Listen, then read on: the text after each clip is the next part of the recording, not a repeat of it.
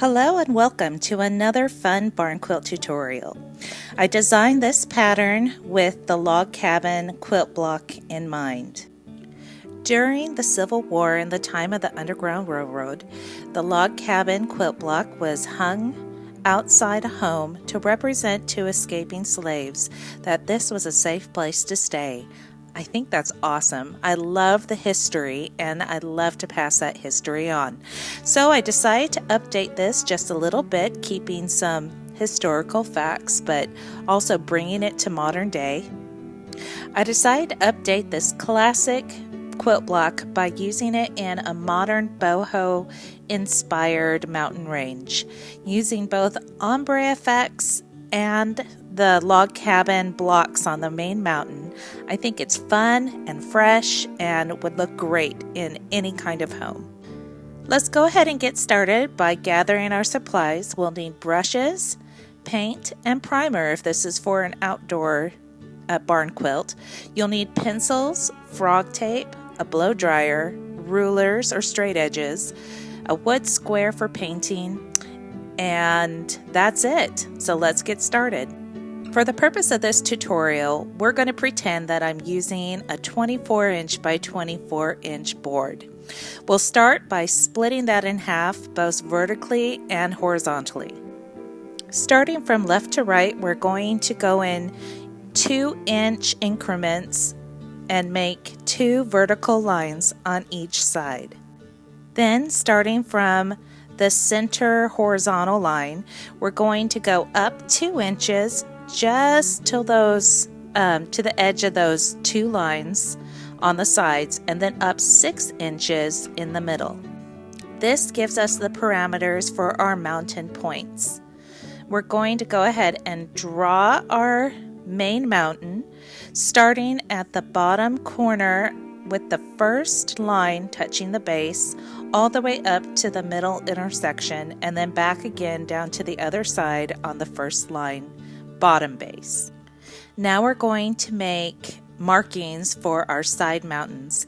We're going to go up 4 inches on each side, and from the center vertical line we're going to make a mark 2 inches out on each side, and then right above the center line we're going to go up 2 inches on the sides and make dots where they intersect. From there, simply draw your mountains. As you can see, the dashed lines simply mean don't draw here.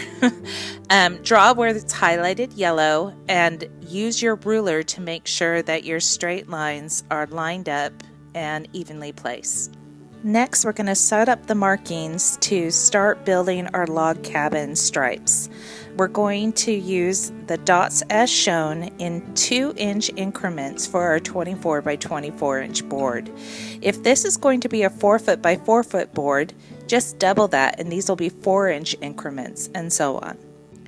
Once you've made your placement marks, simply connect the diagonal line to make your first strip in this log cabin pattern. Then continue on the opposite side. Again, do not draw where the dash lines are, just draw where it connects with the first diagonal line. You're going to continue this pattern back and forth until you reach the central bottom dots, completing your main mountain.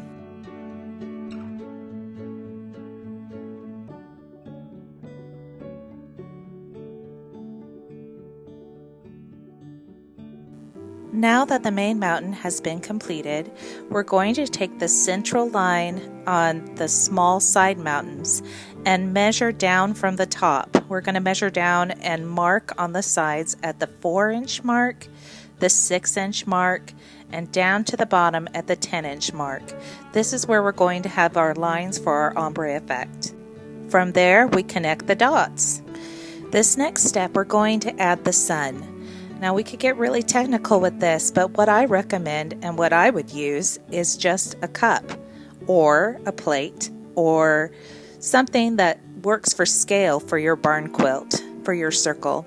Simply take your object and overlap the main mountain just a little bit and then draw or trace around the object to make your circle. Alright, now we're going to make our ombre sky. So starting from the top of your drawing, make a mark on each side at 2 inches, 6 inches, and 12 inches. This is going to mark where we separate the lines in the sky to create that pretty sunset or sunrise effect. Before we go any further, we're going to talk about picking out color schemes. I've noticed on Facebook groups that people seem to get a little overwhelmed with picking out color schemes for their barn quilts. My favorite tool for picking out color schemes is to go to Pinterest. You could use Google Images too, but I recommend Pinterest. I think that it gives me better results and then I can save them to boards. All you need to do once you're on the Pinterest app is to type in something like sunset color palette or sunset color scheme, and it'll come up with a whole bunch of options that you can get inspired from. Once I find a color scheme that I like, I take those colors and then go to Home Depot or Lowe's or wherever you pick out your paint colors. And from there, I find paint chips that match the designs I like. You'll notice that even though this is my inspired paint chips or paint scheme, I took this and muted the colors so that it works better with the colors for my home. To find muted colors or to brighten the colors, all you need to do is go to the paint chip wall at your home improvement store and either move towards the grays or move towards the whites. And that way you're going to find the different tones that you can move down on to make them all blend together. It's really not complicated. Just play with it and have fun. Alright, now we've come to taping off. We're going to start our first taping section with the bottom part of the sky. No special reason other than why not. So this is where we're going to start. Alright, once I have the bottom section of the sky painted, I like to do a little pinky painting, finger painting, whatever you want to call it. My mind gets confused with all these similar colors, so I like to open the caps and just dab a little bit of paint onto my finger and mark them out. So as I paint, I know what colors I'm painting in which spots. And then you can tape off with confidence and know as you color that you're going to get the right shades, especially in an ombre effect. When taping around circular or curved objects, it's a good idea to invest in some frog tape that is actually used for going around corners. It is available, and if you do a little bit of searching, you're going to find that it makes your life a lot easier.